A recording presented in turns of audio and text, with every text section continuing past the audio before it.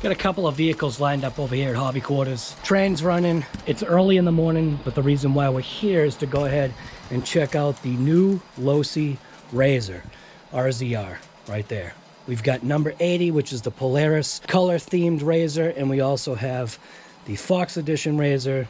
This orange one really pops with the black and gray coloring, but if you wanted to go ahead and grab something that's more of that Polaris styling, or at least Polaris looking, there's the Polaris RZR right there for you. Been kind of checking these out. We do have the hammer ray out here. This is the instruction manual for the RZR. Do have the hammer ray out. The only reason why I've got a few other vehicles out is because, well, some of these vehicles, such as the Laser Nut and obviously the DB Pro, everybody knows how I feel about this vehicle. I was looking to see what is shared between some of these models, because in my mind, some of these models seem to fit the terrain. Laser Nut is obviously that U4 style. Same thing with the hammer ray right here.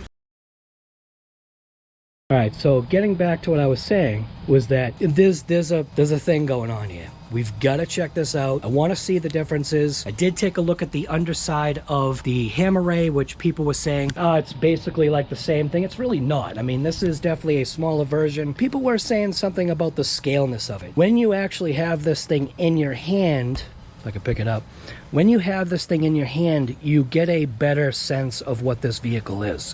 So let's look at some box art. We're going to check that out. And then we're going to see and dive into a little bit of this RZR. See what we got. See where the controls, well, actually, controls was the remote. Right here.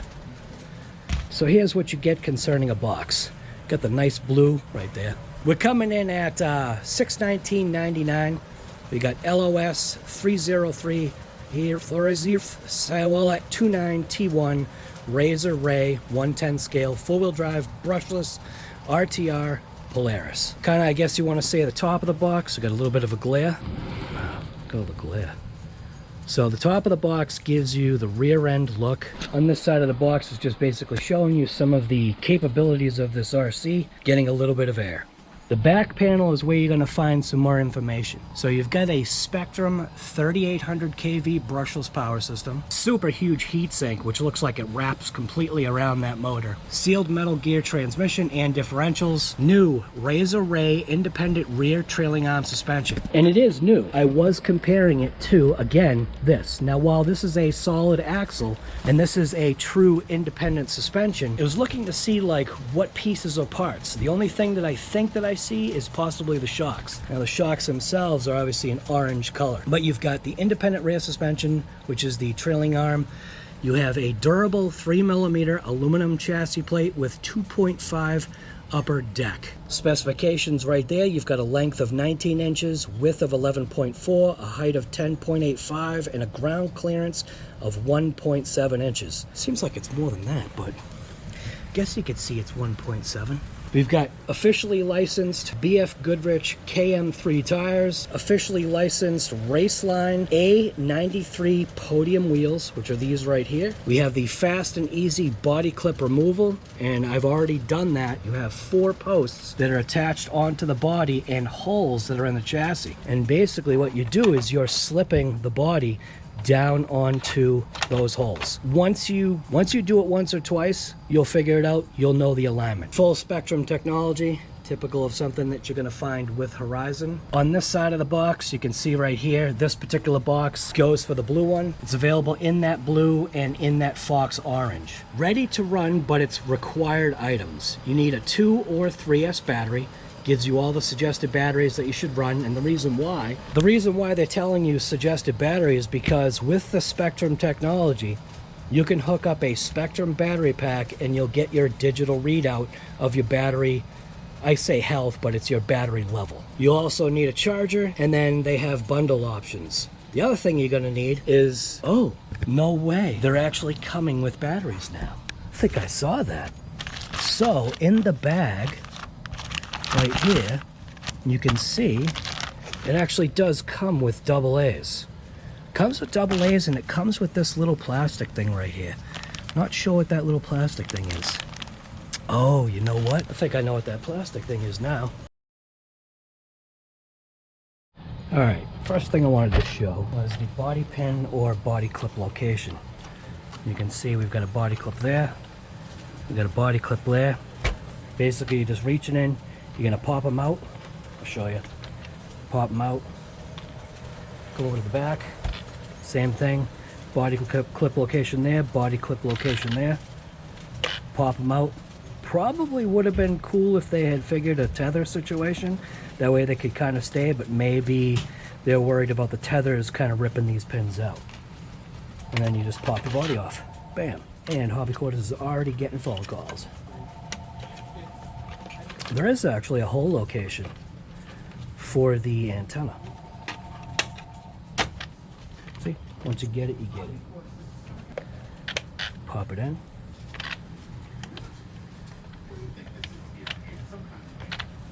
Same thing on this side. Push it down. Take your body pin and pop it into the hole.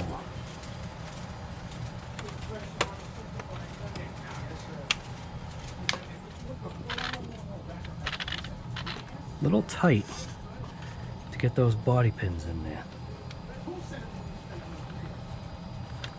Alright, so let's check under the hood here. Take that body off. There is an antenna hole. Probably preferred to put the antenna in there, that way you're not bending it like that, because you can see that this antenna tube got bent. It does look like it does not have the little top tube, which maybe that is in the bag. And I don't see it, but what I do see is I see some kind of a little gear there. There's two gears. What are the two gears for? It almost looks like it's for 3D printing filament. So I do believe this right here has something to do with the battery. When I was looking underneath on the chassis, I had noticed right away that there were two holes that didn't have a fill spot. So I was curious to know what that was, and bam, there you go. So on the manual, or in the manual bag itself, it's got something, I believe, to do with this battery. And that's probably, I get it right away, bam. So what those two holes are for is to take that, if you want to take a battery and stand it straight up instead of keeping it this way flat. It's kind of interesting battery size. Like the battery compartment is definitely odd. So it looks like it must be proprietary designed for a SPEKTRUM pack. So like it said on the box, here somewhere. Where was it? I know it's on the box here somewhere. Right there. So on the box, this is the only thing that you may come across a problem with. Looks like they've specifically designed it. The big thing is hard case. With a metal chassis like this one has, a hard case is definitely a good idea.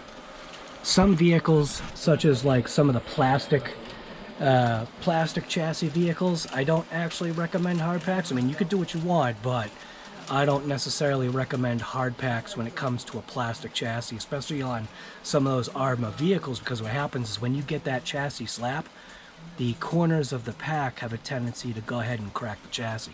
So I usually use non-hard packs, which I use a soft pack. But in here, they're recommending the G2 hard cases, 50C, 100C, 50C, 100C. So you've got the difference or the choice between the 2S and the 3S, and both are coming in at 5,000 milliamps. So I'm gonna see if Jeremy's got any batteries that'll fit this thing.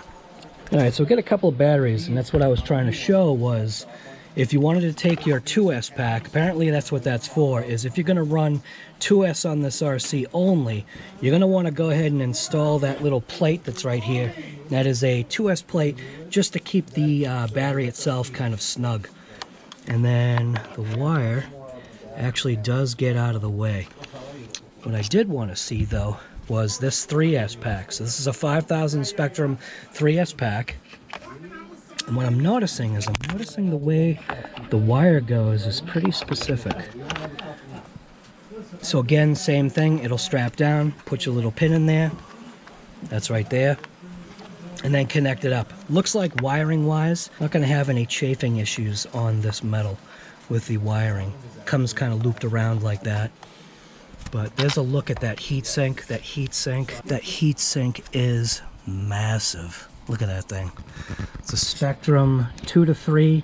Technically it does take 4S. I'd like to see if a 4S pack will fit in here. I don't think it will. I think that's some of the restriction that you may end up having. I'm going to grab a 4S pack just to check. Not recommending you throw 4S into it, but we're going to check it out anyway. Definitely not recommended to go ahead and throw a 4S pack in here. It is not really their intention. And you can see what I'm saying here. And you can see where the wires come out. Comes out exactly where the pin location is. So they are definitely telling you 3S, definitely. And then a 2S running that bracket that they've got in the other little battery bracket. So take a look at the underneath. Actually, do I see lights? That's funny. So it actually has a sticker that's over the lights, and the lights are lit. I'm definitely putting a battery in this thing. We also have lights on the rear. Same thing, it looks like it has like a sticker overlay or some kind of a protectant. And then it has lights, 2 sets in each bucket. We got the SR6200A, which is AVC with the easy bind button. There is no fan that's associated with this motor, but maybe with that massive heatsink, it's not even necessary. We've got a metal boxed servo. I'm assuming that's a metal geared servo. Underneath is when you get a look at the chassis. We've got an all metal chassis, and I do have to say, difference even from the Hammer Ray to this is definitely more like fine-tuned. You're not finding sharp edges like you do on the Hammer Ray. The Hammer Ray is not the same chassis. I was thinking that it was. It is very similar in design, but the Hammer Ray is actually swept back a little bit further on this angle. So we're not just taking a Hammer Ray chassis and cutting it in half right here, and then just getting rid of the whole back end so that you can have an independent suspension. This is literally a different chassis. I'm sure that some of these things are the same. Most likely this little cover is the same. The oddity about this is that taking this cover off, I'm going to take the cover off, but taking that cover off, is there a point to that? Like, isn't that how you access the motor? No, actually, wait a minute. I think I see it now. I see it now. All right. I'm going to grab some tools. I'm going to go ahead and pop this cover open just to show you why this cover plate is here. So we've got a 2.0. I'm going to just buzz this out by hand real quick. From what I'm seeing, this is what's holding in the plate. A little stiffer. Same length as a stock spring. Go ahead and pop this cover out. So that is how you access the motor, and then the motor looks as though it would literally drop out. So that's exactly how they intended to do that. We do have fluid in there, so there is some type of lubricant in there. The gearing is actually slightly off mesh. So inside the flash on, see that the gearing is slightly out of alignment. So it's just something to kind of keep in mind. A little bit on the alignment of that gear. That sounds like a good idea. Thank you. I got him. I'll check him. Got those, bossy? So the other thing I wanted to show was deep inside, you can change your gearing.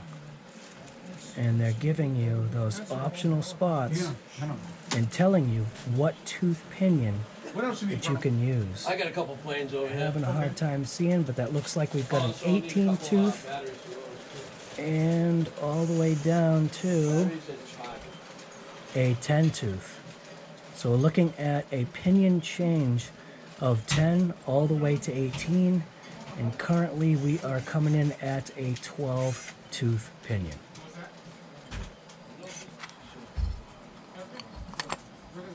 You need a power tool. Thank you. What's going on?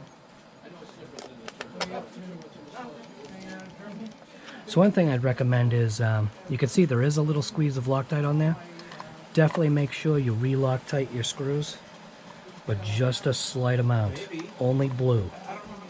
Tight. I'd do this by hand.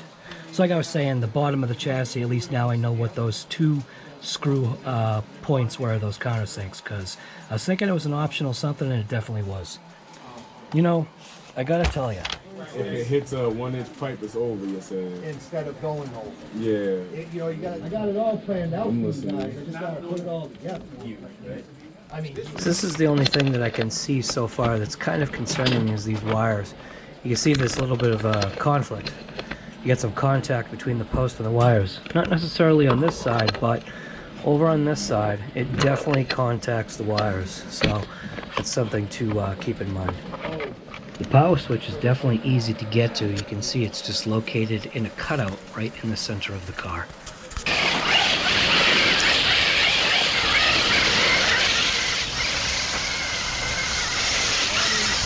Oh, it's LVC? That's LVC, yep. That's it. So that's LVC. End the show. Couple donuts. There we go.